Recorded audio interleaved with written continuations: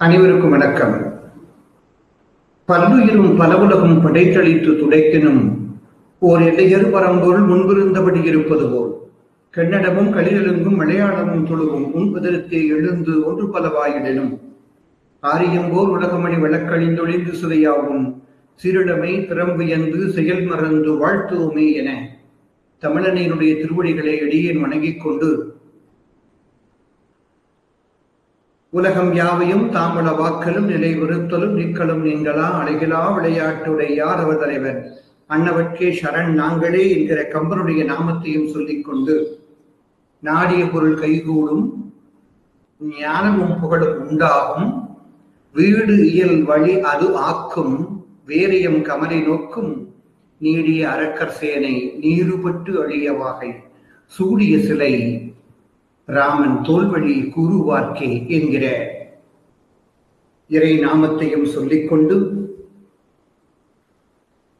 கோவை மாநகரம் கொங்கு மண்டலத்தில் தலை சிறந்த நகரம், இலக்கியத்திற்கும் சமயத்திற்கும் முழுமையாக தன்னை அர்ப்பணித்துக் கொண்டிருக்கக்கூடிய பல்வேறு இலக்கிய அமைப்புகள் சேர்ந்திருக்கக்கூடிய நகரம்.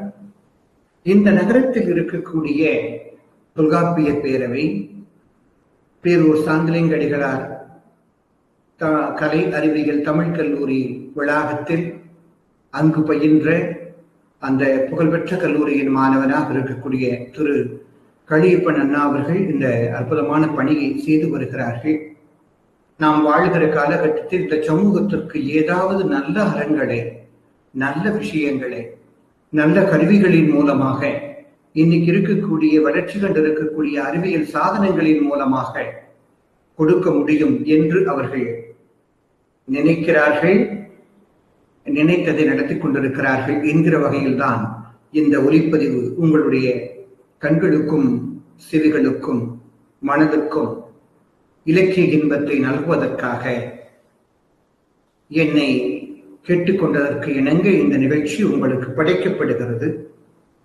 தொல்காப்பியர் காட்டுகின்ற மரபு அடிப்படையில் கம்பனுடைய பாடல்களில் ஒரு தேடலை ஏற்படுத்த வேண்டும் என்பது எனக்கான ஒரு விருப்பமாக இருந்தது.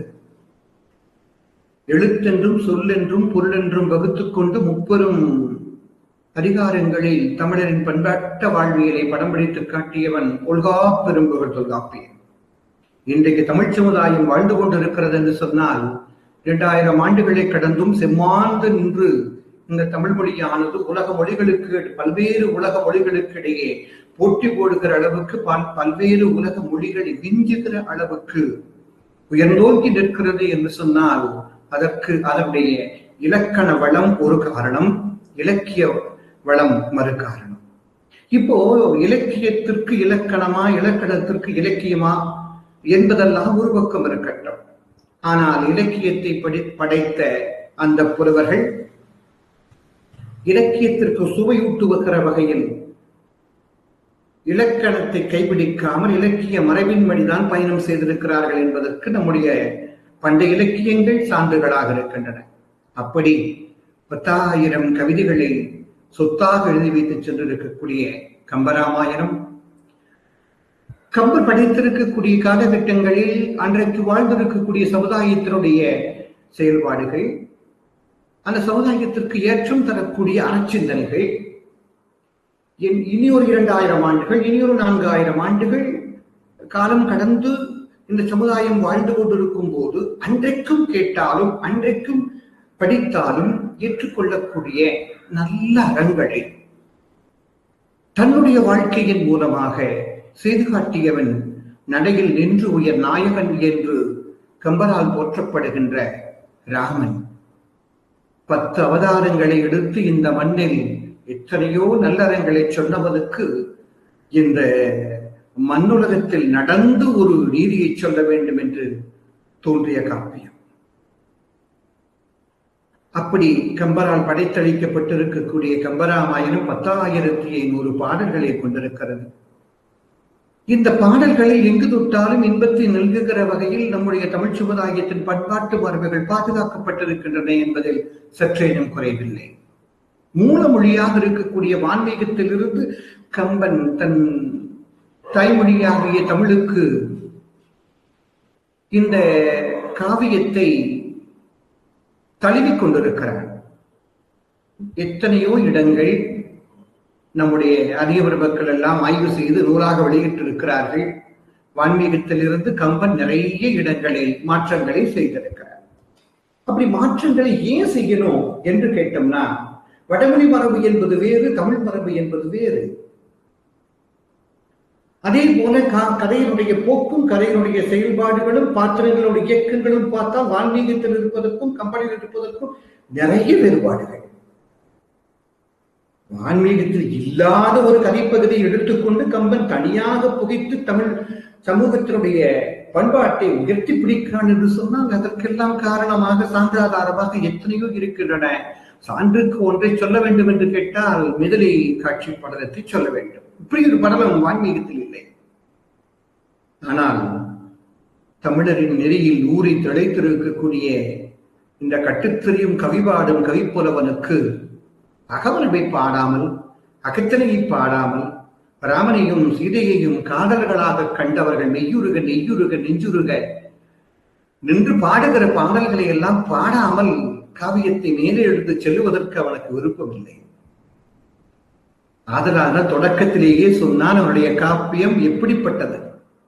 கல்லிடை பிறந்து ஊந்து கடலை கலந்த நீத்தம் என்று சொன்னானே. எல்லையில் மறைகளாடும் இயம்ப அரும்பொருள் இருந்துள்ள தொல்லையில் ஒன்றே ஆகி துறைதோறும் பறந்த சூழ்ச்சி பல் பெரும் சமயம் சொல்லும் பொருளும் போல் பறந்ததென்று என்றல்லவா சரையுநிதியை பாடுகிறார். அப்படி ஒரு நதியை பாட வந்தவன் பல்வேறும் சமயங்கள் சொல்லுகின்ற அந்த சமயத்தினுடைய நெறிகள், சமயத்தினுடைய பொருளெல்லாம் எப்படி பறந்து கிடக்குமோ அதுபோல சரையு நதி பறந்து கிடக்கிறது என்று சொன்னானே. அது மட்டுமல்லாமல் சமய அடிப்படையிலும் கருத்தடிப்படையிலும் எத்தனையோ மாறுபாடுகளை, எத்தனையோ கருத்தாக்கங்களை, எத்தனையோ வேறுபாடுகளை எடுத்துக்கொண்டு அதன் வழியாக சண்டையிட்டுக் கொண்டும் போட்டியிட்டுக் கொண்டும் தன்னைத்தானே அழித்துக் கொண்டிருக்கக்கூடிய சமூகங்களுக்கு அற்புதமான ஒரு பாடத்தை கம்பன் சொல்லிக் கொடுக்கிறான் என்றுதான் சொல்ல வேண்டும். கடலிலிருந்து புறப்பட்ட மேகமானது நீரானது மேகமாக மாறி அந்த மேகம் மழை மீது போய் பெய்து நீராக வருகிற போது எங்கு விடுகிறதோ அதற்கேற்ப அந்த நீரனுடைய தன்மை மாறுபடுகிறது, பயணம் செய்கிறது. கல்லிடை பிறந்து போது கடலடை கலந்த நீர்த்தம், எல்லையில்லாத மறைகள், இயம்புகின்ற அரும்பொருள். அதுபோல எங்கெல்லாம் பயணம் செய்கிறதோ அந்த கடலுடைய நீரானது, அந்த மழையினுடைய பெருக்கானது பயணம் செய்து இறுதியில் எங்கு போய் சேர்கிறது? எல்லாம் வல்ல பரம்பொருளாக இருக்கக்கூடிய ஒன்றே இன்னின் ஒன்றேயாம் என்றுதானே கம்பன் சொல்லுகின்றார். அந்த பரம்பொருளிடம் இந்த சமூகம், மானுட சமூகம் பற்று வைக்க வேண்டும் என்பதற்காகத்தான் கடலிலிருந்து புறப்பட்ட அந்த மழை நீரானது மேகமாக மாறி மழையாக பொழிந்து பல்வேறு இடங்களில் பல்வேறு இன்பங்களை மக்களுக்கு கொடுத்து பரவி சென்று பயன்பட்டு திரும்பவும் கடலுக்கே வந்து சேருவது போல. மழையில் பெய்தாலும் கூட அந்த நீரானது கடலைத்தான் சென்றடையும். அதுபோல எங்கிருந்து எச்சொல்லால் சொன்னாலும் அது ஒன்றே இன்னின் ஒன்றேயாம், பலவென்றுரைக்கின் பலவேயாம் என்று கம்பன் பாடு. இல்லை என்னில் இன்றேயாம், ஆமென்றுரைக்கு நாமேயாம் என்று சொன்ன அவனுடைய நெறியை நாம் இங்கு சிந்திக்க இருக்கின்றோம். ராமனுடைய வடிவழகை பாடுகிற போது சொன்னான், சமயத்துக்குத்தான் சொன்னான். தோள் கண்டார் தோளே கண்டார், தொடுதல் கமலம் என்ற தாழ் கண்டார் தாளே கண்டார், தடக்கு கண்டாரு மகதே, வாழ்கொண்ட கண்ணார் யாரோ வடிவினை முடிய கண்டார், ஊழ்கொண்ட சமயத்தன் நான் உருவு கண்டாரை ஒத்தார் என்று பாடுகிறானே. ஊழ்கண்ட சமயத்து அண்ணான் உருவு கண்டாரை ஒத்தார். இப்படி அந்தந்த சமயங்கள் அந்தந்த கடவுளர்களை எப்படி தொடுகிறார்களோ அதே போல அந்த மதுரை மாநகரத்து மக்களும் ராமனை காணுகிறார்கள். அயோத்தி மக்களும் அவருடைய நடையில் நின்று உயர் பெருமையை காணுகிறார்கள் என்றெல்லாம் கம்பர் பறக்க பேசுவதை நாம் பார்க்க முடிகிறது. இப்படி பார்க்கிற போது இந்த பொழிவை நான் உங்களிடம் ஒரு தொல்காப்பிய மரபின்படி இருக்கக்கூடிய சில செய்திகளை மட்டுமே எடுத்துக்கொண்டு எனக்கு கொடுக்கப்பட்டிருக்கக்கூடிய நேரத்தில் நான் நிறைவு செய்ய வேண்டும். தொல்காப்பிய இலக்கண மரபுகள் கம்பராமாயணத்தில் பதிவாக்கப்பட்டிருக்கக்கூடிய தன்மையை அங்கும் இங்கும் ஒன்றொன்றாக நான் தொட்டுக்காட்ட இருக்கிறேன். அவ்வளவுதான். அது என்ன தொடக்கமே அங்கும் இங்கும் ஒன்றொன்றும் என்று சொன்னால், ஏறத்தாழ நீங்கள் தேடினால் ஒவ்வொரு காண்டத்திலுமே ஒவ்வொரு படலத்திலுமே மரபுகள் கொட்டி கிடக்கின்றன. அப்படி எடுத்து பேசுவது என்று சொன்னால் ஏதாவது ஒரே ஒரு படலத்தை மட்டும்தான் நம்மால் பேச முடியும். அதனால்தான் சொல்லுகிறேன், நான் என்னுடைய பேச்சுக்கு தக்கவாறு, இந்த கருத்துரைக்கு தக்கவாறு பல இடங்களில் கம்பெனியில் கிடைக்கக்கூடிய பாடல்களை நான் எடுத்துக் கொண்டிருக்கிறேன். தொல்காப்பியத்தினுடைய பொருளதிகாரத்தில் இருக்கக்கூடிய நூற்பாக்களுக்கு ஏற்ப சில செய்திகளை பற்றி நாம் சிந்திக்க இருக்கின்றோம். சான்றோர் மக்களே, பொதுவாக அகத்திணை மரபுகள் என்று சொல்லுகிற போது, அகம் என்று சொன்னாலே உள்ளே வைத்து ஒன்றை நினைத்து அந்த எண்ணத்தின் வழியாக நடந்து அந்த வாழ்வை தக்க வைத்துக் கொள்ளுகிற ஒரு அற்புதமான நெறி ஊற்றெடுக்கக்கூடிய இடம் அகமாக இருக்கிறது. அப்படி பார்த்தால் அந்த அகத்தில் எழுகின்ற ஒரு எண்ணம் காட்சி இன்பமாகத்தானே வரும்.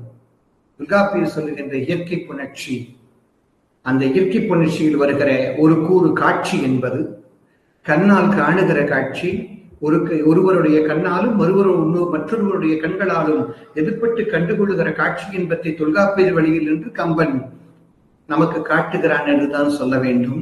சரி, தொல்காப்பியம் எப்படி பேசுகிறது? மறைந்தவர் காண்டல் வேண்டும், தற்காட்டு உறுதல், நிறைந்த காதலில் சொல்லுதிரும் மழுங்கல், வழிபாடு மறத்தல், மறுத்ததிர்கோடல், பழிதீர் முறுவல், சிறிதே தோற்றல் என்று காட்சிக்கான வரையறையை தொல்காப்பியர் நூற்பாவில் அழகாக காட்டுகிறார். மதுரை மாநகரத்தினுடைய எல்லையில் ராமனை அழைத்துக் கொண்டு வருகிற விஸ்வாமித்திர பெருந்தகைக்கு தெரியும், தாடகவதத்தை முடித்துவிட்டு நேராக அயோத்திக்கு திரும்பி இருக்கலாம். இல்லை, நாம் சொல்வோமே ஊழ்வனை உடுத்து வந்து ஊட்டும் என்று. அதே போல விதியை நம்புகிற மிகப்பெரிய இடங்கள் கம்பெனியில் இருக்கிற போது மதுரைக்கு செல்லாமல் சீதையை கடிமணம் புரியாமல் திரும்ப முடியுமா? நதியின் பிழை என்று நறுங்குடலின்மை, இது விதியின் பிழைன்னு பேசுகிறானே ராமனை. அதனால் அப்படி ஒரு வாழ்வியலை விஸ்வாமித்திர பெருந்தகை அவனுக்கு காட்டுகிறார். ராமன் அப்போ மதுரைக்கு நுழைவதற்கு முன்பாகவே ஏற்கனவே அவனுடைய கைவண்ணத்தையும் கால்வண்ணத்தையும் கண்டவன். மைவண்ணத்து அரைக்கி போரில் மலைவண்ண தன்னலே உன் கைவண்ணம் அங்கு கண்டேன், கால்வண்ணம் இங்கு கண்டேன் என்றுதானே அந்த கால்வண்ணத்தில் இருந்து தூசுபட்டு எழுந்திருக்கக்கூடிய அகலேயின் காட்சியை பார்த்தவருக்கு கம்பன் பேசுகிறார். அப்படியே அந்த அகமாந்தர் வாழ்வியலுக்கான காட்சி இன்பத்தை கொண்டு வந்து நிறுத்துகிறான். கடிவாளத்தில் இருக்கக்கூடிய சீதையினுடைய பார்வையும் அந்த தெருவில் வந்து கொண்டிருக்கக்கூடிய ராமனுடைய பார்வையும் நேராக சந்திக்கின்றன. ஒருவர் பார்வையோடு ஒருவர் பார்வை ஒன்று விழுங்கின என்கிறார் கம்பன். அருமையான பாடல். என்னொரு நலத்தினால் இணைகள் நின்றொழி கண்டொரு கண்ணினை கவ்வி ஒன்றை ஒன்று உண்ணவும் என்று சொன்னான். நிலை பெறாது உணர்வும் ஒன்றிட, சும்மா உணர்வுலாம் வெறும் பார்வை மட்டும் பார்க்கல. ஏன்னா உணர்வு இல்லாமல் அப்படி பார்த்தால் அது அகத்திணைக்கான கூறில் அந்த இன்பத்தை பெற முடியாது. அப்ப உணர்வும் ஒன்றிட, அண்ணலும் நோக்கினாள் அவளும் நோக்கினாள் என்பதுதான் அந்த ஒரு நமக்கெல்லாம் அடிக்கடி நினைவுக்கு வருகிற ஒரு அருமையான பாடல். இப்ப அந்த காட்சி இன்பத்தை நமக்கு அற்புதமாக விளங்குகிறான்.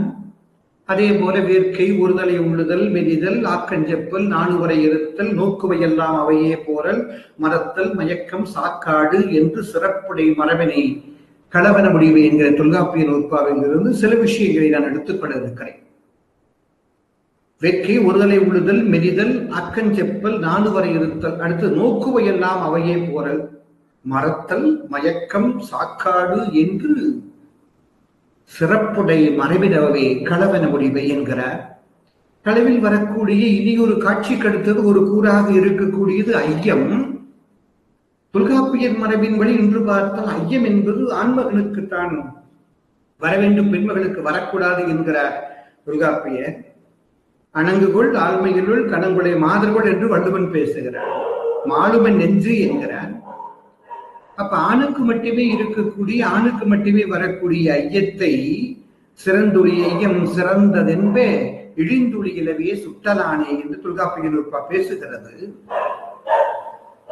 அந்த அடிப்படையில் பார்த்தால் கம்பன் அழகாக அந்த ஐயத்தை, ராமனுடைய ஐயத்தை ஒரு பாடலில் காட்டுகின்றான். வல்லல் செக்கைக்கு அரியவன் வைகுறும் வெள்ளப்பார்கடல் போல்மிலர் கண்ணினாள் அல்லல் பூமகள் அருங்கொள்ளோ என்று எனது உள்ளத்தாமரை உள்ளுரை நின்றதே என்று பாடுகிறார். ராமனுடைய எண்ணத்தை அழகாக படம் பிடிக்கக்கூடிய ஒரு பாடலாக கம்பனுடைய பாடல் இருக்கிறது. இவற்றையெல்லாம் நாம் தொல்காப்பியருடைய மறைவின்படி பொருத்தி பார்த்தால் சரியாகத்தான் இருக்கிறது. நோக்குவையெல்லாம் அவையே பொருள் என்பதற்கு ஒரு சான்று இருக்கிறது. அதாவது தன்னுடைய தலைவனை காண வேண்டும் என்று காத்துக் கொண்டிருக்கக்கூடிய தலைவிக்கும், தலைவியை காண வேண்டும் என்று காத்துக் கொண்டிருக்கக்கூடிய தலைவனுக்கும் பார்க்கிற பொருள் எதுவோ, கண்ணில் காணுகிற காட்சியெல்லாம் கனவில் கண்ட காட்சியாகவே, கண்ணில் காணுகிற காட்சியெல்லாம் நாம் காண விரும்பிய காட்சியாகவே தெரிகிறது என்பதுதான் தொல்காப்பிய சுற்றுகிற நூற்பாவுக்கான பொருள். அப்படி பார்த்தால் என்று இவை இணை என விளம்பும் வந்தது நின்றனன். அவன் வந்து நின்றான் அவதானா, திடீர் மறைந்து போனான் அவதானா, நீங்கினான் அவனும் கன்றிய மனத்து ஒரு காம வேட்கையார் ஒன்று அல பலனிணைந்து உருகும் காரையை என்று கம்பன் ஒரு பாடலை அழகாக பாடு. ஒன்று அல்ல, பலனிணைந்து பாடுகின்ற அந்த ஒரு காம வேட்கையால் பாடுகின்ற அது நோக்குவையெல்லாம் அவையே போரலுக்கு சான்றாக கம்பனுடைய பாடல்களில் பார்க்க முடிகிறது. சான்று ஒரு மக்களை அது மட்டுமில்லை, காணும் பொருளெல்லாம் அவள் பொன்னுருவானவே என்று வேறு இன்னொரு பாடலில் பாடுகிறான். அவளே சொல்கிறான், காணக்கூடிய என்ன பொருளாக இருந்தாலுமே அதில் அவளுடைய பொன்னூர் தெரிகிறதே, நான் என் செய்வேன் என்று பாடுகிறான். நான் நீங்க தொல்காப்பிய மரபின்படி பார்த்தால் ஐயம் என்பது பெண்மகளுக்கு வரக்கூடாது என்று இருக்கிறது அல்லவா? இல்லை, அதற்கு மாறாக சீதை ஐயுறுகிறாள். ஒரு காட்சி வருகிறது. பொறுப்பொருள் தோல் உணர் புண்ணியத்தது கருப்பு வில் அவந்தன் காம நலனே என்று சீதை பேசுகிறார். மிதிரி காட்சி படத்துல வருகிறது அந்த பாடல். அப்போ இப்படி எல்லாம் பார்க்கிற போது நம்முடைய சங்க மரபின்படி பயணம் செய்து கொண்டிருக்கக்கூடிய கம்பரை நாம் கண்டு சுவைக்கலாம். அதே போல நம்முடைய ஐந்தனை ஒழுக்க மரபை கம்பன் அழகாக ஐந்தனை வளத்தையும் ஐந்தனை ஒழுக்கத்தையும் ரொம்ப இயல்பாக காட்டுகிற பாடல்களை நாம் காண முடிகிறது. கோதாவரி ஆற்றை பாட வருகிறான். ரொம்ப எல்லாருக்கும் தெரிந்த பாட்டு, பிரசித்தியான பாட்டு. புவியிருக்கணியா யான்றகுல் குலத்திற்றாகி அவையுவர் துறைகள் தாங்கி ஐந்தினை நெறியலாவி. அங்க கொஞ்சம் நிறுத்துவோம். அப்ப ஐந்தனை ஒழுக்கத்தை கம்பன் விரும்புகிறார். ஐந்தினை குறிஞ்சி முல்லை பரதம் நெய்தல் பாலை ஐந்தினை நெறி அந்த நெறிகளின்படி நின்று ஒழுகி வாழ்ந்து சவியுறத் தெளிந்து தன்னென்றொழுக்கமும் தழுவி, அவற்றுக்கு மேல ஒழுக்கத்தையும் தழுவக்கூடிய, ஒழுக்கத்தையும் தழுவச் சொல்லி ஒழுக்க வாழ்வையை உயர்வாக காட்டக்கூடிய சான்றோர், அங்கு இருக்கக்கூடிய சான்றோர் மக்கள் கவி, அவர்களுடைய கவி எப்படி இருக்குமோ, சான்றோர் கவியென கிடந்த கோதாவரியை வீரர் கண்டார் என்று பாடுகிறாரே. மருதுநல வளத்தை பாட வந்தவர் குறிஞ்சி நல வளங்களையும் சிறப்பறவே பாடிக்காட்டி அற்புதமாக வர்ணிக்கக்கூடிய அந்த இடங்கள் எல்லாம் அவையக துறைகள் தாங்கி ஐந்தினை நெறி அளாவி என்கிறானே. அங்கு சற்று சிந்திக்க வேண்டும். ஐந்தினை நெறிகளில் உட்பட்டதுதானே களவும் கற்பும். அப்போ அந்த ஐந்தினை நெறிகளோடு இணைந்து கொண்டிருக்கக்கூடிய முதற்பொருள் கருப்பொருள்களோடு புணர்தல், பிரிதல், இருத்தல், இரங்கல், உடல் ஆகிய ஒழுக்கங்களையும் அவருடைய கூறுகளையும் சிறப்பித்து பாடுகிற பாடலுடைய இன்பம் எப்படி இருக்குமோ அப்படி கோதாவரி நதி இருந்ததுதான். அப்போ கம்பனுக்குள் அழகாக நம்முடைய ஐந்தனை வளமும் ஐந்தனை நெறிகளும் மறைவாக கடந்திருக்கிறது என்றுதான் நாம் பார்க்க வேண்டி இருக்கிறது. இனி ஒரு பாடல் அருமையான பாடலாக இருக்கும். பெருந்தடங்கன் பெறை நுதலார்க்கெல்லாம் பொருந்து கல்வியும் செல்வமும் பூத்தலால் எப்படிங்க, பெரிய அகன்ற கண்களை உடைய பெண்கள் நிறைய வாழ்ந்தார்கள், அவர்களெல்லாம் கல்வி கற்றிருந்தார்கள் என்கிறார். அப்ப கவி வளமும் இலக்கிய வளமும் நிறைந்திருக்கக்கூடிய ஒரு நாடாகத்தான் அவருடைய கம்பன் காட்டி இருக்கக்கூடிய அந்த நாட்டை நாம் காண வேண்டி இருக்கிறது. அந்த காட்சி, அந்த எண்ணறு நடத்தினால் என்கிற அந்த காட்சியோடு அவன் காணுகிற இனியொரு காட்சி, 2 பாட்டு ரொம்ப அருமையான பாட்டு. இந்த காட்சிக்காகவே இந்த பாட்டில் நான் சொல்லி காட்ட நான் விரும்புகிறேன். பொன்சேர் வெண்கால் கிண்கிணி யாரம் புனையாரம் பொன்சேர் அல்குள் மேகலை தாங்கி குடியண்ணாள் குடி போன்றவள் தன்சேர் கோலத்து இந்நிலையில் காண சதகோடி மின் சேவிக்க மின் அரசு என்னும்படி நின்றாள் என்றார். இவ்வளவு. அதே போல கல்லும் புல்லும் கண்டுருக பெண் கனி நின்றாள் என்றார். என்ன ஒரு உருக்கம் பாருங்க. இந்த காட்சி இன்பத்தை கொல்லும் வேலும் கூற்றமும் என்னும் இவையெல்லாம் வெல்லும் வெல்லும் என்ன மதக்கும் வெளிகொண்டால் கண்களே சொல்லுவான். சீதையினுடைய வெளிகளை கொல்லும் வேலும் கூற்றமும் இவையெல்லாம் ஓடி போயிருக்கியா, வெல்லும் என்ன மதக்கும் வெளிகொண்டால் சொல்லும் தன்மை தந்தது குன்றும் சுவரும் தென் கள்ளும் புல்லும் கண்டுருக பெண் நின்றாள் என்று பேசுகிறானே. பெண்களின் நாயகமாக சீதை கன்னிமாடத்தில் என்ற காட்சியை அகப்பொருள் மரபின்படி நின்று கொண்டு ராமனின் வாயிலாக கம்பர் நமக்கு காட்டுகிறார் என்றுதான் சொல்ல வேண்டும்.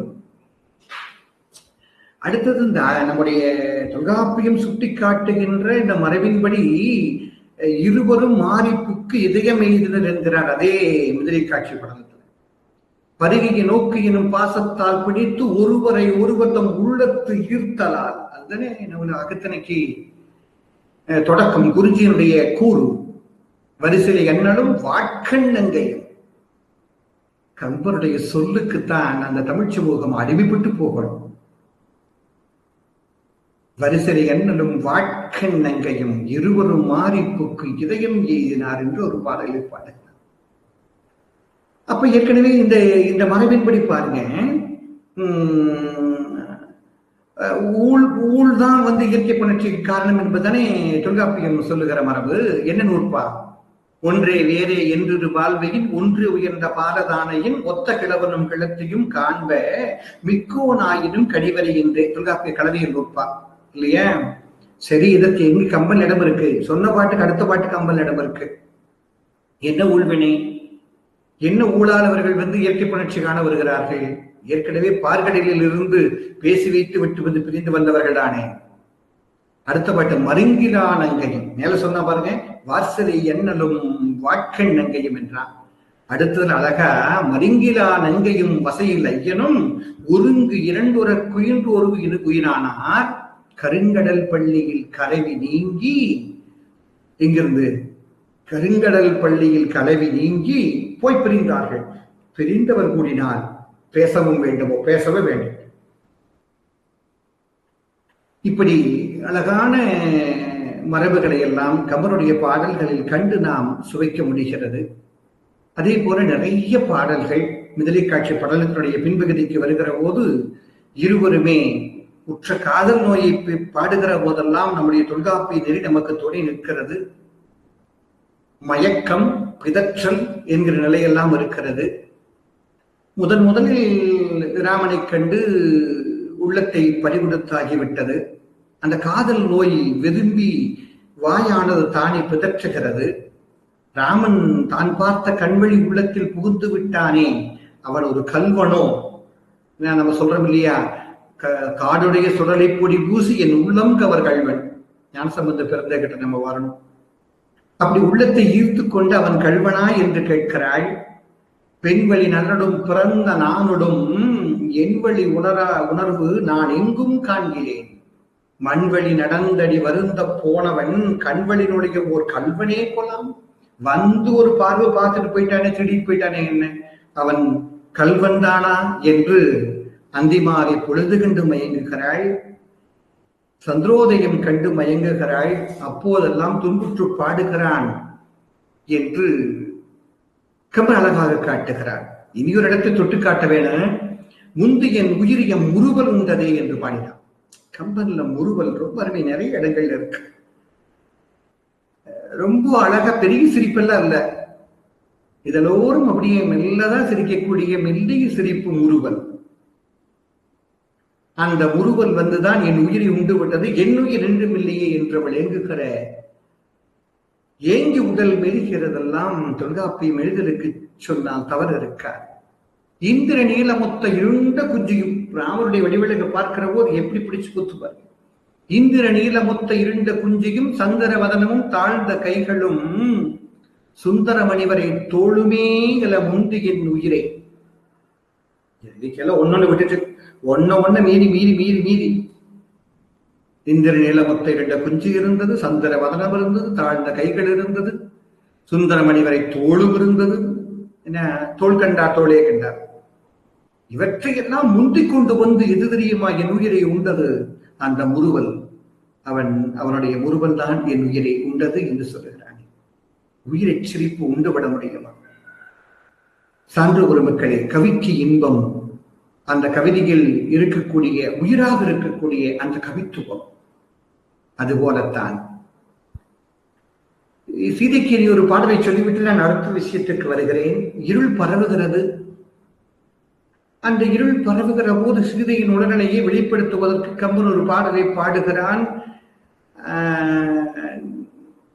கொடிகி அல்ல நீ யாரையும் கொள்கிறாய், வடியில் இன்னமும் தத்தொடும் வந்தனை, பிடியின் மென்னடை பெண்ணுடி என்றாலனை, சுடுதியோ கடல் தோன்றதுங்கள். என்னைக்காவது ஒரு நாளைக்கு கடலில் தோன்றி இருக்கக்கூடிய நிலவு சுட்டு இருக்கிறதா? ஆனா நீ சுடுகிறாயே என்று பேசுவதாக சீதையினுடைய பாடல்கள் அமைந்திருக்கின்றன.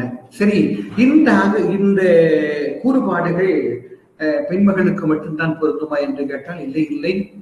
தொல்காப்பியர் மரபின்படி நின்று பார்க்கிற போது ராமனுக்கும் நிறைய இடங்கள் பொருந்துகின்றன. சீதையின் உருவழி தோட்டத்தைக் கண்டு ராமன் பேசுகின்ற பல்வேறு பாடல்களை நாம் பார்க்க முடிகிறது. அது இப்படி பாடுகிறான் பாருங்க. இவையெல்லாம் நாம் தொல்காப்பியர் சுற்றுகின்ற காமமிக்க கழிபற்ற கிழவியில் சொல்லலாம். அதற்கும் நம்மிடம் இருக்கிறது. வெள்ளை விடம் என்று ஒன்று உண்டா நஞ்சு, வெள்ளை நஞ்சு என்று ஒன்று உண்டா, கொள்ளை கொள்ள கொதித்து எழும் பார்க்கடல் பல்ல வெள்ளம் என படரும் நிலா, உள்ள உள்ள உயிரை துருவிட வெள்ளை வண்ண விடமும் உண்டாங்குலோ என்று ஒரு பாடல்ல கேட்கிறார். வெள்ளை வண்ணமுடைய நஞ்சு என்று தன்னை வருத்துகின்ற தன் துன்பத்தை குறிப்பிட்டு சுவையை கம்பன் மிகுவிக்கிறான் என்றுதானே பேச வேண்டும். அப்போ காதலுற்றோர் இருவரும் பிரிந்த நிலையில் ஒருவரை மற்றொருவர் நினைத்து வருந்துவதால் தன் நெஞ்சோடு கூறி பேசுவார்கள். பேசாத அன்றில் பறவைகள் எல்லாம் பேசுவதாக சொல்லுவார்கள். திங்கள், தென்றல், தமிழ் என்று அவற்றையெல்லாம் தூதாக விடுவதெல்லாம் நம்முடைய அகத்தனை மறைவின்படி பார்த்தால் காமமிற்கு கழிபற்ற கிழவி என்கிற பிரிவின் கீழ் அடங்குவதாக இருக்கிறது. சார்ந்த பெருமக்களே, இப்படி தொல்காப்பியருடைய புரதிகார நுட்பாவுக்கு ஏற்ப கம்பன் பல்வேறு சுவைகளை அள்ளி கொடுத்திருக்கிறான் என்றுதான் நாம் பார்க்க வேண்டும். அதே போல இந்த மரபுகள் ஒரு களவின் மரபாக இருந்தாலும் கூட கற்பு மனத்திற்கு நம்முடைய தமிழ் மரபின்படி பார்த்தால் கற்பு மனம் தானே. களவு என்று தொடங்கிய ஒன்று கற்பில் வந்து நிறைவடைந்து விட வேண்டுமே. அப்போ களவில் கைபிடித்து வரக்கூடிய அந்த நெறியானது கற்புக்கு வந்தால் மட்டும்தான் நிறைவு பெறும் என்பதை கம்பன் அழகாக நமக்கு சொல்லி காட்டுவதற்காகத்தான் கடிமண படலம் என்கிற ஒரு படலமே வந்திருக்கிறது. கடிமண படலத்தில் எத்தனை விதமான தமிழகம் வாழ்வியல் நெறிகள், திருமணம் தொடர்புடைய நெறிகள் எல்லாம் சுட்டி காட்டப்பட்டிருக்கின்றன என்பதை பார்க்கிற போது மிகுந்த வியப்பாக இருக்கிறது. இந்த எரியோம்புகிறார்கள். தலைவியரின் சுற்றத்தார் வந்து வளர்விளை நாளில் திருமணம் நிகழ்த்தி அந்த மணமகளை மணமகனிடம் ஒப்படைக்கிறார்கள். சரி, தொல்காப்பியர் சொல்லுவது போல கற்பனப்படுவது கரணமுடு புணர இல்லையா? குளக்குறி மரபன் கிழவன் கழுத்தியை கொடைக்குறி மரபினோர் கொடுப்ப, இதுதான் கொள்ள வேணும், அப்படித்தான் கொள்ள வேணும். இதற்கு இடத்தை வகுத்துக் கொண்டார். இப்போ இதற்கு முன்னால் இதை கற்பு திருமணமாகவே ஏற்பாடு செய்திருந்தால் தைர சக்கரவர்த்தி போவதாகவும் மனம் பார்ப்பதாகவும் பேசி முடிப்பதாகவும் இருந்திருந்தால் அது நம்முடைய தமிழ் சமூகத்தினுடைய அகத்தனை மரபுகளை தூக்கி பிடிக்கிற மதுரை காட்சி படலம் என்பது இல்லாமல் போயிருக்கும். கம்பனுக்கு அதுல விருப்பம் இல்லை. இதற்கு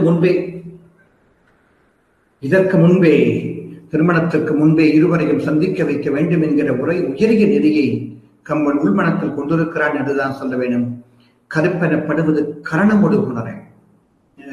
தொல்காப்பியர் மரபின்படி பார்க்கிற போது பொய்யும் வெளுவும் தோன்றி பின்னர் ஐயாத்தன கரணம் என்ப இப்படித்தானே சொல்லுகிறது. அப்போ அப்படி பார்க்கிற போது குளக்குறி மரபன் கிழவன் கிளத்தியை கொடைக்குறி மறைவினோர் கொடுக்கத்தான் கைவிடிக்க வேண்டும்.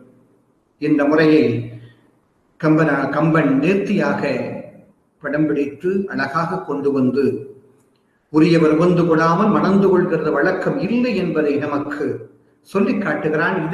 இதே செய்தியை ராமன் தன் வாயிலாகவே சொல்லுகிறான் சூர்பனகையிடம். அது விளையாட்டாக சொல்லப்பட்ட செய்தியாக இருந்தாலும் கூட உன்னுடைய இல்லறத்தார் கொடுக்க நான் உன்னை கைப்பிடிக்க வேண்டாமா என்று சூர்பனகையுடைய விருப்பத்திற்கு மறுப்பு தெரிவிக்கிற இடத்தில் நம்முடைய மரபை கூட தொட்டு காட்டுகிறான் என்றுதான் சொல்ல வேண்டும். அதே போல அடுத்தது விருந்து புறந்தொருதல். ரொம்ப முக்கியமான ஒரு வாழ்வியல் நெறி. இல்வாழ்க்கையினுடைய அழகான ஓவியத்தில் எந்த பக்கம் அழகாக இருக்கும், எந்த பக்கம் அழகு குறைவாக இருக்கும் என்று போட்டி போட்டு பார்க்க முடியாது. ஆனால் ஒன்று மட்டும் உறுதியாக சொல்ல முடியும், எந்த இடத்தில் விருந்தோம்பல் என்கிற பண்பு உயர்ந்தோக்கி நின்று வலுவாமல் பாதுகாக்கப்படுகிறதோ, எந்த குடும்பத்தில் இல்லறத்தை நல்லறமாக ஏற்றுக்கொண்டிருக்கக்கூடிய அந்த பெண்மகள் விருந்தோம்புதலை உயிர் மூச்சாக கருதுகிறாளோ, அந்த குடும்பம், அந்த இல்லறம் நல்லறமாக மாறும் என்பதற்கு தொல்காப்பியர் சொல்லுகின்ற பண்பு நலன்கள், அந்த பெண்மைக்குரிய பண்பு நலன்கள் பொருந்துகின்றன. நல்ல நமக்கான கற்பியல் நூற்பா கற்பும் காமமும் நற்பால் ஒழுக்கமும் வெள்ளியில் குறையும் நிறையில் வள்ளியில் விருந்து புறந்தொருதலும் சுற்றமோம்பலும் இல்லையா? பிறவும் என்ன கிளவோல் மாண்புகள் எப்படி இத்தனையும் செய்ய வேணும். அதில் குறிப்பிடும்படியாக விருந்து புறந்தொருதல். எனக்கு விருந்துன்னு சொன்ன உடனே ஒரு செய்தி ஞாபகத்துக்கு வருது. நம்முடைய தமிழ் காப்பியத்தில் முத்தமிழ் காப்பியத்தில் முதல் காப்பியமாக திகழக்கூடியது சிலப்பதிகாரம். நெஞ்சையிலும் சிலப்பதிகாரம் என்ற ஒரு மணியாரம் படைத்த தமிழ்நாடு அல்லவா? அதில் ஒரு காட்சி, 12 ஆண்டுகள் கண்ணகியை பிரிந்து விட்டு மாதவியினுடைய கலை மயக்கத்தில் கோவலன் கிடக்கிறார். ஊழ்வினை வந்து துரத்த ஊழின் மேல் யாழ் வந்து மீட்ட இல்லையா புறப்படுகிறான்.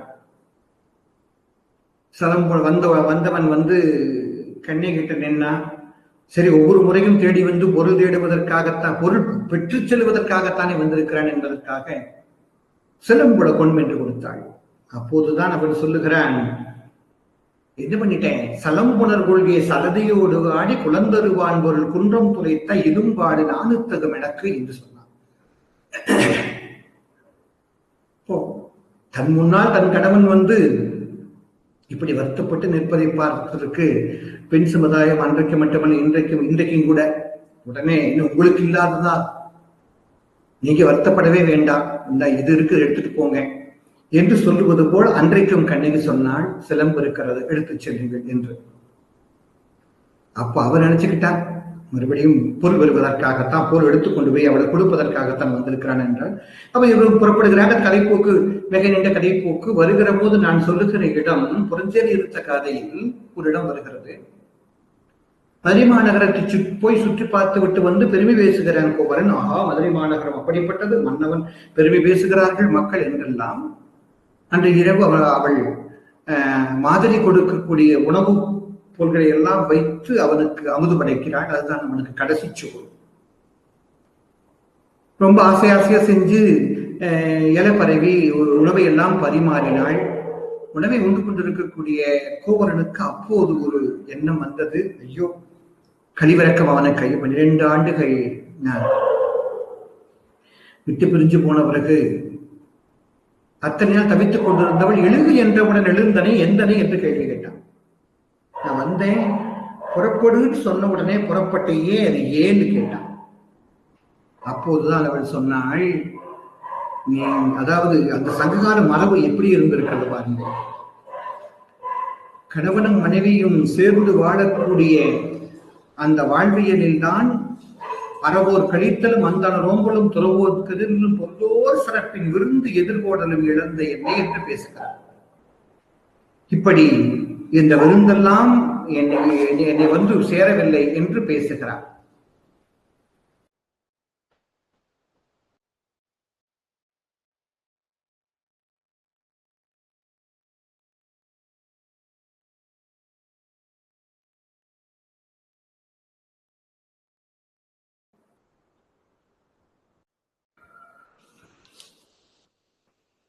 அப்போ உடனே அறவோருக்கு கொடுக்க முடியல. ஒரு அண்ணன் என் வீட்டு வாசல்ல வந்து யாசகம் கேட்கல.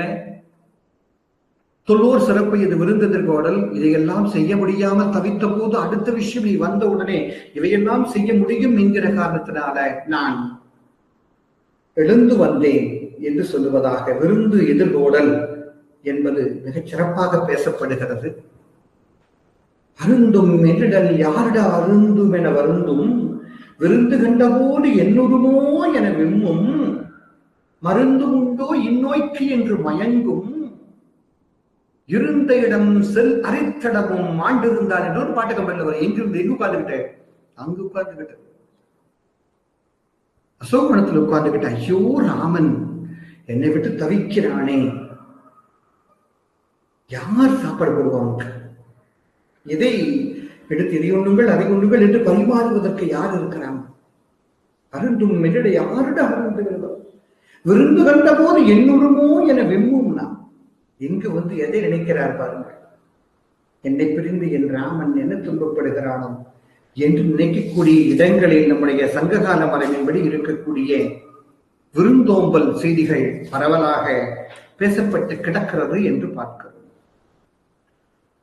அது அடுத்து அதை விட முக்கியமானது என்னவென்று கேட்டால், நம்முடைய தொல்காப்பியர் கருவூலத்தின்படி பார்த்தால் காமம் சான்ற கடைக்கோட்கால ஏமஞ்சான்ற மக்களோடு துவன்றி அறம்புரு சுற்றோடு கடவுணம் பிளத்தையும் சிறந்தது பயிற்றில் இறந்ததன் பயனே. இல்லறத்தால் வாழுகிற வாழ்க்கையினுடைய பயன்பாடு என்ன என்று பேச வருகிற தொல்காப்பியர் இப்படி பாடுகிறார். காமம் சார்ந்த கடைக்கோட்காலு சரி, ஏமம் சார்ந்த மக்களோடு துவன்றி சரி, இதெல்லாம் கம்பனுக்கு அப்படி அப்படியே பொறுத்து பார்த்தலாம். அறம்பொழி சுற்றமோடு கிழவனம் பிளத்தையும் இருக்கணும். இருந்துதான் அழகா சொல்லி காட்டுகிறார். வந்து என்னை கரம் பிடித்த வைகல்வா இந்த இப்பிறவி கிருமாதரை சிந்தையாதம் தொடை நின்ற சிவரம் தந்த வார்த்தை திருச்சிவி சாற்றுவா என்று இந்த கிழவனம் கிழத்தையும் இருந்த காலத்தை எழுதுகிற நிறைவை நினைவை பகிர்ந்து கொள்ளுகிறாள் என்று பார்க்கிறோம். சிறந்தது பயிற்றல் இறந்ததன் பயனே என்கிற கற்பியில் என்னையா சொல்லுகிறது? என்ன சிறந்தது பயிற்றல்? வாழ்கிற வாழ்க்கை என்பது முன்னோடியான வாழ்க்கையாக பின்னால் வருகிற தலைமுறை கடைபிடிக்கக்கூடிய வாழ்க்கையாக அமைய வேண்டும் என்று கருதுகிறான் தொல்காப்பியரும் அதே சமயம் கம்பனும். ராமன் நடந்த பாதை அனைவரும் பின்பற்றி நடக்கத்தக்க பாதை என்பதுனால்தான் சொன்னான் நடையில் நின்று உயர் நாயகன். அழகாக சொல்ல எடுத்து கம்பன் போடுகிறான் என்று சொன்னால் சிறந்தது பயிற்றுவிக்கக்கூடிய சிறந்ததன்படி நடக்க செய்யக்கூடிய எதிர்வரும் அவரை இமையுடைய இறைவன் முதுதரு கருணையால் முகமலர் நோக்கி கேட்டான். யாதுவும் குறை, உன்னுடைய சுற்றமெல்லாம் நல்லா இருக்கிறார்களா என்று எதிரில் வருகின்ற அந்த மக்களை பார்த்து கேட்டான் என்கிற ஒரு செய்தி வருகிறது அல்லவா? அப்படி பார்க்கிற போது இந்த தொல்காப்பிய நுட்பாவுக்கு இணையான ஒரு வாழ்வியலை சிறந்தது பயிற்றலாக கம்பன் இலைமறை காயாக சுற்றிச் செல்லுகிறார் என்று அழகாக சொல்ல முடியும். எதையெல்லாம் சிறந்தது பயிற்றலாக நாம் பார்க்கலாம். அடுத்த தலைமுறைக்கு வழிகாட்டி விட்டு செல்ல வேண்டும். ஆமாம், நல்ல அறங்கள் எவையெல்லாம் அறம், எவையெல்லாம் அறம், தன்னை வந்து அடை பகைவனுக்கு அருள்வாய் நன்னெஞ்சே பகைவனுக்கு அருள்வாய் என்று பாரதி பாடினான். கம்பன் பாடுகிறான் யாரோடும் பகை கொள்ளலன் என்றவின் போர் ஒடுங்கும் புகழ் ஒடுங்காது என்று பேசுகிறான். அப்ப இவையெல்லாம் சிறந்தது பயிற்றல். அடுத்த சமூகத்துக்கு பகையில்லாமல் வாழுகிற நெறியை சொல்லி செல்லுகிற ஒரு சிறந்தது பயிற்றல். அடுத்தது அறச்சிந்தனையோடு உறவுகளை பேணுதல். நல்லறங்களை மேற்கொள்வதற்கு நன்மக்களுக்கு கற்றுக் கொடுத்தல், அந்த அறத்தின் வழியாக ஒரு புதிய சமூகத்தை கட்டமைத்தல். எல்லாவற்றுக்கும் மேலாக தவம் செய்வதற்கு காட்டுக்கு செல்ல வேண்டிய அவசியமில்லை. இல்லறத்தில் இருந்து கொண்டு இல்லறம் சிறந்தால் அனைத்தும் சிறக்கும் என்பதற்கு கம்பருடைய பாடல்கள் மிக்க சான்றாக இருக்கின்றன என்பதைத்தான் நாம் பார்க்க வேண்டும். ஏன் என்று சொன்னால், மங்களம் என்பது மனைமாட்சி மற்றது நன்கலம் நன்மக்கள் பேர் என்றெல்லாம் பேசுகிற நெறிகள் கம்பனில் எங்கு தொட்டாலும் தொட்டு கிடக்கிறது. இத்தகைய பொருத்தங்கள் வேண்டும் என்பதற்கு தொல்காப்பியர் சொல்லாத மரபுகளா? பிறப்பே குடிமை ஆண்மை ஆண்டோடு உருவு நிறுத்த காமவாயில் வேணும், நிறைய அருளே ஒன்றோடு திருமண முறையிடக் கலந்த ஒப்பினது வகை என்று பேசுகிறான். இத்தகைய ஒப்புமையும் அவர்கள் இருவருக்கும் இருந்தது என்பதைத்தான் அழகாக கம்பன் விதிரை காட்சி படலத்தில் ஆகட்டும், அதுக்கிட அப்படியே வனம்புகு படலம் வருகிற போதும் கூட அந்த இயற்கையோடு ஒப்பிட்டு உணர்வுகளோடு பேசுகிற பல்வேறு பாடல்களை சான்றாக நாம் காட்டிச் செல்ல முடியும். அதே போல சங்க இலக்கிய மரபின்படி வந்திருக்கக்கூடிய இந்த விருந்தோம்பல், நான் ஏற்கனவே சொன்ன பாடல், பெருந்தடங்கன் பிறை முதலார்க்கெல்லாம் புரிந்து கல்வியும் செல்வமும் பூத்தலார் வருந்தி வந்தோர்க்கு ஒன்று ஈதலும் வைகளும் விருந்து மற்றென்று விளைவனையாவை என்று பேசுகிறானே. அந்த மக்களுக்கு என்னையா இன்பம்னு கேட்டான். அழகான கண்களுடைய பெண்களாக இருக்கிறாங்க, அவர்களுக்கு பொருந்து செல்வம் இருக்கிறது, கல்வி இருக்கிறது, அது குறைவில்லாமல் பூத்து கிடக்கிறது என்று சொன்னான். அடுத்தது, வருந்தி வந்தவர்க்கு ஒன்று ஈதலும் வைகளும், கொடுப்பதை தவிர என்ன ஈத்துவக்கும் என்றவல்லவா? ஈதல் தான் இசைப்பட வாழ்த்தலாகும். ஆதலால் அப்படி சுட்டிக்காட்டுகின்ற கம்பனுடைய மரபின்படி வைத்து பார்க்கிற போது தொல்காப்பியர் கரம் பிடித்துக் கொண்டு கம்பர் தன்னுடைய காப்பியத்தில் பயணம் செய்கிறார் என்பதை அழகாக நம்மால் சொல்லிக்காட்ட முடிகிறது. சிறந்தது வயிற்றல் என்று வருகிற போது அதற்கான கற்பு நெறி இல்லையா, அது சொல்ல விற்பெடுந்தரம், அது எப்படிப்பட்ட உயர்வான நெறிகள் பாருங்கள். எல்லை நீத்து உலகங்கள் யாவும் என் சொல்லி நான் சுடுவேன் என்கிறாளே.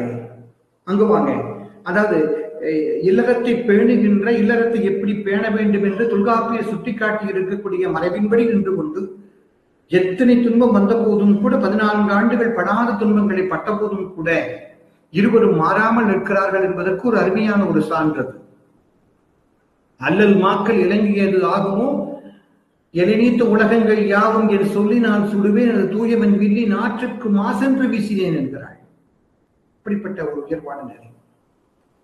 இமை மாறி மறுமையாக இரு மெய்யாக இரண்கணவர் யானாக இரு நெஞ்சு நேர்பவளை என்று பேசுகின்ற நம்முடைய சங்க இலக்கிய மரபுகளை கம்பன் கடைபிடித்து வருகிறார். ஒரு ஆண்மகனுடைய ஒழுக்க நெறி, ஒரு ஆண்மகனுடைய வீரம் தான் பெருமையாக பேசப்பட்டது இல்லையா?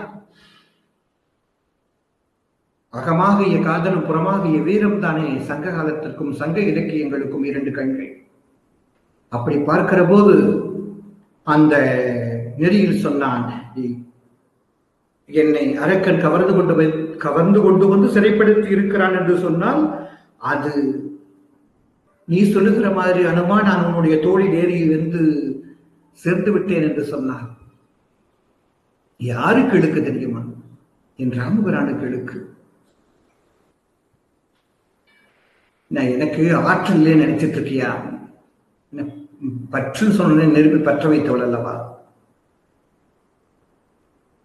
அப்போதுதான் சொல்லுகிறாய், என் சொல்லி நான் சுடுவேன், சுட்டுட்டேன் என்ன ஆகும்? அது தூயவன் வில்லின் ஆற்றற்கு மாசு. ராமபிரானுடைய வில்லுக்கு, அவனுடைய வீரத்துக்கு இது மாசா போகுமே, குற்றமா போகுமே என்பதனால் நான் கடைபிடிக்கவில்லை, வீசினேன் என்கிறார். நல்ல சகோதரத்தை கற்றுக் கொடுக்க வேண்டாம், அதெல்லாம் சிறந்தது வயிற்றல். நான் தொல்காப்பியத்தின் ஒருவரை எடுத்துக்கிட்டு அப்படியே நகருகிறேன். சிறந்தது வயிற்றல், இறந்ததன் பயிர். நட்பு நலம். புகருடும் மைவாரானோம் குன்பின்றும் குடு சொல்வான் மகருடும் மறுவரானோம் என்னுடைய அன்பின் வந்த அகலவர் காதலையா நின்னுடும் எழுவரானோம் புகழருங்கானந்தந்து புதல்வரால் பொழிந்தான் நுந்து என்றல்லவர் பேசுகிறார். அப்படி பேசுகிற போது அங்கு மிகப்பெரிய சகோதரத்துவத்தை இந்த உலகத்துக்கு காட்டுகிறானே. வேடன் கூட பிறந்தவனாவான். அது எப்படி? ஒரு குரக்கினம் வரும், அதுவும் கூட பிறந்தவனாவான். ஒரு அரக்கரணத்தில் பிறந்தவன் வருவான், வேடன், அவனும் உடன்பிறப்பாவான் என்கிற எவ்வளவு பெரிய நெறியை கம்பன் ஒரு பாடத்தில் அழகாக காட்டுகிறான். இப்படி எதிர்கால சமூகத்துக்கு வேண்டிய சிறந்தது பயிற்றல் என்கிற நெறியில் கண் என்று பார்க்கிற போது கற்பு நெறி உயர்வான நெறி. அந்த கற்பு நெறியால் தான் இந்த தமிழ் சமூகம் உலக நாடுகளுக்கெல்லாம், உலகத்தில் வாழ்ந்து கொண்டிருக்கக்கூடிய வேற்று மக்களுக்கெல்லாம் மிகப்பெரிய வியப்பை இன்றுமே கொடுத்துக் கொண்டிருக்கிறது என்றுதான் நாம் பார்த்துக் கொண்டிருக்கிறோம், கேட்டுக் கொண்டிருக்கிறோம், சிந்தித்துக் கொண்டிருக்கிறோம்.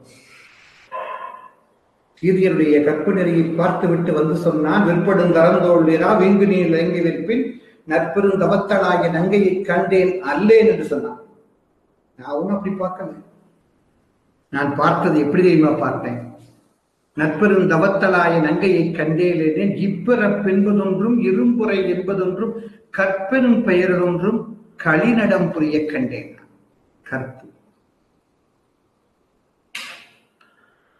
உயர்வான கற்பு நெறியை பேசிக் கொண்டிருக்கக்கூடிய காப்பியங்கள் சிலப்பதிகாரம் தொட்டு எத்தனையோ காப்பியங்கள் இன்றைக்கு நமக்கு மிகப்பெரிய வாழ்வியல் நெறியை சொல்லிக் கொண்டிருக்கிறது என்று சொன்னால் அவையெல்லாம் பொருந்துகிற அளவுக்கு நம்முடைய தொல்காப்பிய மறைவின்படி இருக்கின்றன.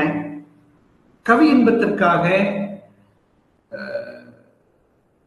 காப்பியத்தினுடைய கதைப்போக்கிற்காக சில மரபுகள் சில இடங்களில் மாறுபட்டு இருக்கலாம். ஒரு நாடு எப்படி இருக்க வேண்டும் என்பதை கம்பன் சொல்லுகிறான். வன்மை இல்லை ஓர் வறுமை இன்மையா, திண்மை இல்லை ஓர் சிறுடரின்மையா, உண்மை இல்லை பொய்யுரை இல்லாமையால், வெண்மை இல்லை பல கேள்வி மேவலால் என்று பாடுகிறான். பாருங்கள், அங்கு திருடர்களே யாருமே இல்லை, என திருட வேண்டிய அவசியமே இல்லாமல் நோயாளிகளே யாருமே இல்லை, மருத்துவர்கள் இல்லை, அங்கு கொடுக்கிறது செல்வந்தர்கள் யாருமே இல்லை என்று அப்பேற்பட்ட ஆமா கேட்கறதுக்கு யாருமே இல்லை. அங்கு உண்மையே கிடையாதுன்னா என்னடா நாடு, ஆமா யாருமே போய் பேசுறது இல்லைன்னா எவ்வளவு பெரிய நாடு.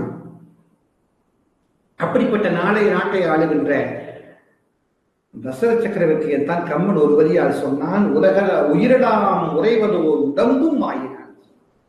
இந்த மாநகரத்தில் இருக்கக்கூடிய உயிர்கள் எல்லாம் வந்து ஒரே இடத்துல உரைகின்ற இடமாக ஒரு மன்னன் இருந்தார் என்று சொன்னால் அத்தகைய பெருமையுடைய அவனால் தான் நல்ல அரசை கொடுக்க முடியும்.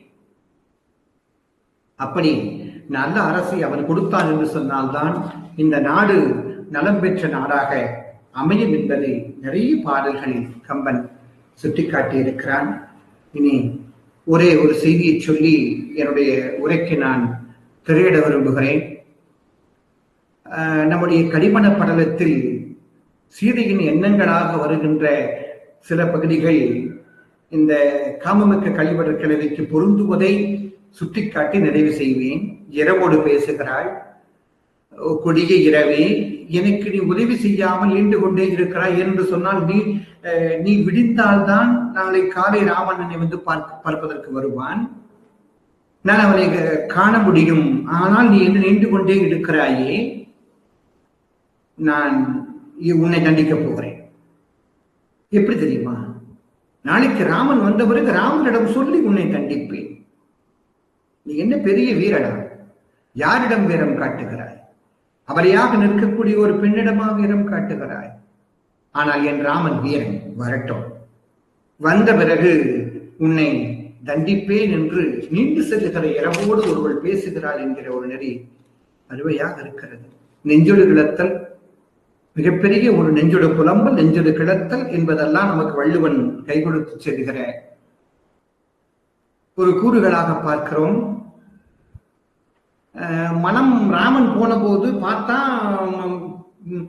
கண்ணொடு கண்ணனை கவ்வியது, இதயம் மாறி புக்கு எய்திய உடனே மனசு புறப்பட்டு போயிடுச்சான். ராமன் கூட மனம் ராமனுடனே சென்று விட அவன் திரும்பும் போது வருவதாக கூறி சென்று கூட இருந்து என்னை கைவிட்டு விட்டாயே, பின்னால் அவனுடைய போயிட்டே என்று தன் மனதை பார்த்து தன் நெஞ்சோடு பேசுகிறாய். எங்க போன நீ? என்னை காணோம். இத்தனை வருஷமா என் கூட தானே இருந்தேன்.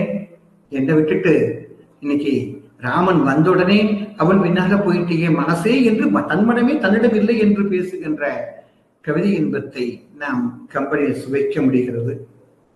இந்த அன்றிலோடு ஒரு பாடலில் பேசுகிறாய். அன்றில் பறவை பறக்கிறது, ஜோடியாக பறக்கிறது. அந்த பறவையை பார்த்து பேசுகிறாள், உனக்கு பண்பாடு இல்லையா? உனக்கு பண்பாடு இல்லையா? துணையில்லாமல் ஒருத்தி வருந்தி கொண்டிருக்கிற போது அவள் முன்னால் துணையோடு சென்று நடிக்க கூடாது, உனக்கு தெரியாதா? அன்றிலே நீ என்ன எனக்கு துன்பம் செய்கிறாயா என்று பேசுகிறாள். ஏற்கனவே அந்த நிலவு சுட்டதாக சொல்லுவது போலவே இனியொரு பாடலில், சந்திரனே எப்போ நீ இப்படி சுட ஆரம்பிச்ச? உன் இயல்பே குளிர்ச்சி தானே, தன்னென்று ஒழுக்கம், தன் குளிர்ச்சி தானே. நீ இப்படி சுட்டரிக்கலாமா? மெல்லிய நாளாக இருக்கக்கூடிய என்னுடைய உயிரை பறிப்பது உன்னுடைய வேலையா? ஏன் இப்படி செய்யற? யார எதிரிகள் தானே செய்வாங்க. உனக்கு எனக்கு பகை என்பது ஒன்றுமே கிடையாது. பின் ஏன் என்னை வருத்துகிறாய் என்று ஒரு பாடலில் பாடுகிறார். அதே போல தென்றல் என்பது எங்கிருந்து வீசும்? பொதிகை மலையில் இருந்து வீசுகிற தென்றல், தென்பொதிகை மலையிலிருந்து வீசுகிற தென்றல் காற்றே, நீ எப்போது உன்னுடைய இயல்பை மாற்றிக்கொண்ட? நீ எப்பவுமே குளிர்ச்சி தானே வீசுவ. இப்படி நெருப்பை கக்குகின்ற வாய் உனக்கு எங்கிருந்து கிடைச்சது? நீயும் இரவு நேரத்தில் ஒரு புலியை போல இறை தேடுவதற்கு புறப்பட்டு விட்டாயா என்று நிலைவின் மேல் பழி சுமத்துகிறாள் என்பதெல்லாம் நம்முடைய காமமிக்க கழிவுற கிழவியாக அமையக்கூடிய துறைகளாக இருக்கிறது.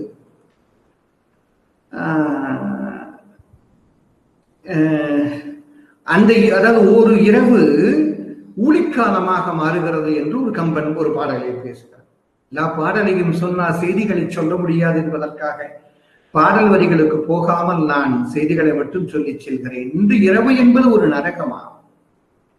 இந்த காதல் வேட்கை ராமனை தேடி என்னிடமிருந்து என்னுடைய மனமானது ஓடுவதை நானே பார்க்கிறேன். கடல் போல் எல்லையற்று விரிந்து கிடக்கக்கூடிய இந்த இடைவெளியை கடக்க முடியுமா? எத்தனை ஊழிக்காலம் வேணும்? ஒரு இரவுக்கு படுகிற பாடு. அடுத்தது கடலை பார்த்து கேட்டான், நீ ஏன் புலம்பிட்டே இருக்கிற? என்ன மாதிரி நீ என்னை போல மனமாகாத மங்கையா? நாளை காலை ராமன் என்னை பார்க்கிற மாதிரி உன்னை பார்ப்பதற்கு ஒருத்தர் வருவானா? நான் புலம்புவது மாதிரி நீயும் புலம்பிக் கொண்டே இருக்கிறாயே. மன்மதன் அம்புகளுக்கு நீயும் அஞ்சி தவிக்கிறாயா என்பது போல கடலிடம் பேசுகிற பாடல்கள் இருக்கிறது. ராமனுடைய பாடலுக்கு ஒரு சான்றை சொல்லி மட்டும் நிறைவு செய்கிறேன். ராமன் நினைத்து பார்க்கிறான், சந்திரனை பார்க்கிறான், சீதையின் முகம் மாறி தெரிகிறது. காய்களையும் கனிகளையும் உண்டாக்கி காமம் எனும் விதைக்கு எருவானவனே, எனக்கு நண்பனாக இல்லாமல் நீ எப்போது பகைவராக மாறினான்? அவள் கடலை பார்த்து கேட்டால், அதே திங்களை பார்த்து அவள் பேசுவது போலவே, நண்பன் என்று ஒருவன் இருந்தால் அவன் நன்மைதானே செய்யணும். நன்மை செய்யாம தூய்மை இப்படி நமக்கு தீங்கு செய்யக்கூடியது நண்பன் செய்வானா? இருள் பரவி கிடக்கக்கூடிய காட்சி சீதையின் கருவிழி கருமை போல இருக்கிறதா? இருள் குறையவே இல்லை. மன்னனை காப்பதற்கு மறந்து அங்கு விட்டு சென்ற பகை வீரனை போல இருளே நீ பழி வாங்குகிறாயனா? இங்க பாருங்க, ஒரு மன்னன், ஒரு நாட்டை ஆளுகிற மன்னன் ஊமை எடுக்கிற போதும் கூட அரசியலை கைவிடாமல், அரசாட்சியை கைவிடாமல், அவனுக்கான ஒழுக்க நெறிகளை கைவிடாமல் இருக்கிறான் என்பதற்கு மிகப்பெரிய விஷயம். மன்னனை காக்க மறந்து படை வீரனுக்கு பழி வளர்வது போல இருள் வளர்ந்தது என்று இருளுக்கான ஒரு விஷயத்தை ராமன் வாயிலாக இந்த காமமிக்க கல்வெட்டு கிழவியாக பேசுகிறார். எப்படி ராமனோடு சென்று விட்ட மனதை பார்த்து சீதை பேசினாலோ அதே மாதிரி சீதையோடு சென்று விட்ட மனதை பார்த்து ராமன் பேசுகிறார். என்ன நினையாயோ? என்ன நீ நினைச்சிட்டு இருக்க? என்னத்தானே நினைக்கணும். எவ்வளவு தூரம் போன அவன் கூட, அவ சீதை கூட வழி நீண்டதோ, நீ பொழுது பேசி வச்சாலா உன்னை பார்த்து? நலம் விசாரிக்க விட்டுவிட்டு உடனே வந்துவிடும் என்கின்ற அறிவு உனக்கு இல்லை? அருமையான பாடல் என்று பாடல். போனே இல்லை, பின்னால போனே இல்லை. நீ போன போது நீ வா வாய் வந்து இருன்னு சொல்லி வரவேற்றாளா? இல்லை இல்ல.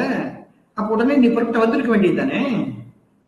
நலம் கேளாதவரை விட்டு விட்டு உடனே வந்து விட வேண்டும் என்கிற அறிவு உனக்கு இல்லாமல் போய்விட்டதா மனதே என்று ராமன் பேசுகிற. சீதையை போல நீயும் தன்னை மறந்து போனாயா? ஒரு கால் நீ அங்கு போய் போன பிறகு உனக்கு என்னுடைய நினைவே வரவில்லையா என்று சொல்லுகிற செய்திகள் எல்லாம் அழகாக கம்பரில் பதிவாக்கப்பட்டு கிடக்கிறது.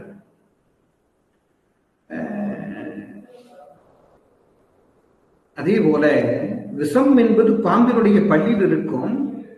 அதுபோல என் விழிகளிலும் நெஞ்சிலும் எப்போதும் இருக்கக்கூடிய சீதையின் கண்களில் அந்த விஷம் இருக்கிறது ஒரு பாடல். அடுத்தது இது முக்கியமான ஒரு பாடல். என் மனசு என்ன நினைச்சிட்டு இருக்கிறது? விளையாட்டு திடலா? எத்தனை விளையாட்டு கடைகள் இருக்குது, குன்றம் இருக்கிறது, உப்பங்களி இருக்கு, மலைச்சோலை இருக்கு, அங்கதான் போய் விளையாடணும். அதை விட்டுட்டு சீதையின் மனம் வந்து என்ன விளையாடுறதுக்கு என்ன இடமா இருக்கு உனக்கு என்று அந்த மனதை நோக்கி பேசுகிற பாடல்கள் எல்லாம் கம்பனில் மிகுதியாக இருக்கின்றது என்பதை சொல்லி தொல்காப்பிய மரபுகள், தொல்காப்பிய நூற்பாக்கள், அந்த கருத்தாக்கங்கள் எல்லாம் கம்பனுடைய பாடல்களில் பரவலாக இருக்கின்றன. ஆனால் அவையெல்லாம் நம்முடைய தமிழ் சமூகத்திற்கு பெருமையும் புகழும் கொடுப்பவையாக, என்றைக்குமே நல்ல ஒழுக்கங்களை நலமுடன் நிகழ்த்தி காட்டுகின்ற பகுதிகளாக இருக்கிறது என்பதை நாம் மறந்துவிட முடியாது. அதனால் எத்தனை காலம் சென்றாலும் பரவாயில்லை, இத்தனை 1000 ஆண்டுகள் கடந்து போனாலும் பரவாயில்லை, இந்த தமிழ் சமூகம் வாழுகிற வரை வாழ்வின் ஒவ்வொரு கூறிலும் நேரடியாகவோ மறைமுகமாகவோ தொல்காப்பிய நெறிகள் இலைமறை காயாக வாழ்ந்து கொண்டுதான் இருக்கும். இந்த மரத்தமிழனின் நெஞ்சங்களில் நீங்காத நினைவுகளாக தொல்காப்பிய நூற்பாக்களுடைய செயல்பாடு இருந்து கொண்டே இருக்கும் என்பதை உங்களுக்கு சொல்லி நான் இப்படி நிறைவு செய்கின்றேன்.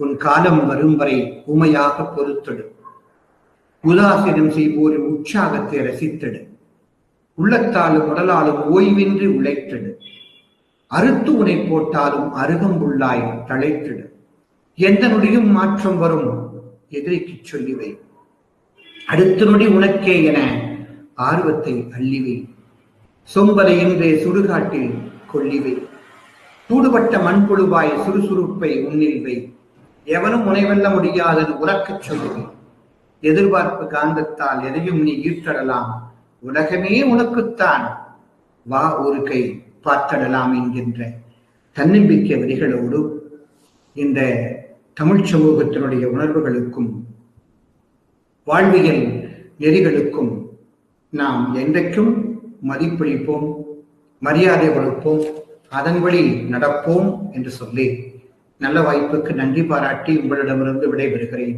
நன்றியும் வணக்கம்.